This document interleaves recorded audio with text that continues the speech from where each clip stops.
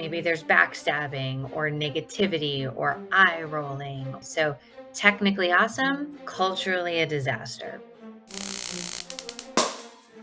All right, so in this video, we're going to talk a little bit about why your agency may need values. And I'm a big believer in every business having values for one really important reason.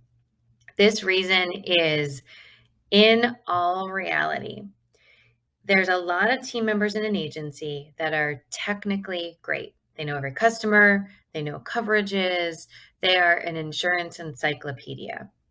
However, values wise, there's a huge gap. Maybe there's backstabbing or negativity or eye rolling or just the normal things that kind of rub you the wrong way. So, technically awesome, culturally a disaster.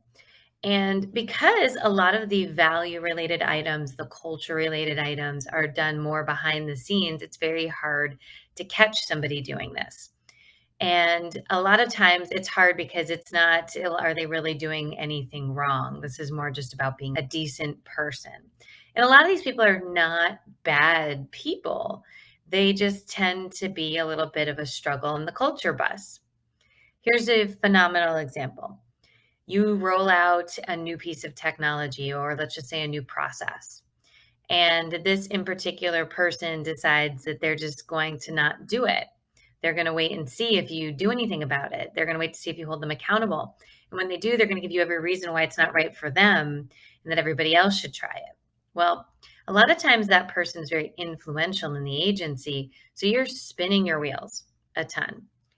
The values allow you to have those conversations in a way that says, we also have your job description. And then we have this list of things that we also need you to be in the back of your head to be a good citizen at this agency.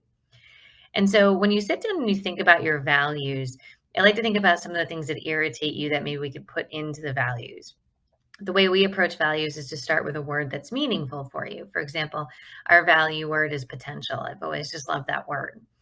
And then we come up with something underneath each one of them, like P is performance. We have to perform every day. O is ownership. You must take ownership of what's given to you. That includes making sure you understand, ask questions, see it through, hit your deadline. And you can go on and on through all of them. But this allows you to have a different conversation with people that could be struggling.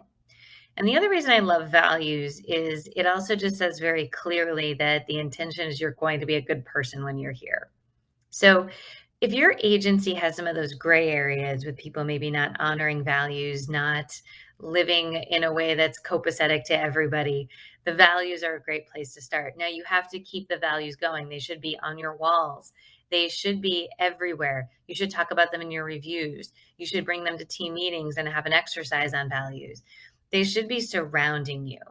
And then when an issue comes up, it's time to take out the value sheet and say, we've heard something going on. We need to address it because it's against our values. Then it's not personal. It's about a corporate strategy that you're using. So take a look, think about the values. It's actually part of our agency assessment process of defining them and rolling them out to your team.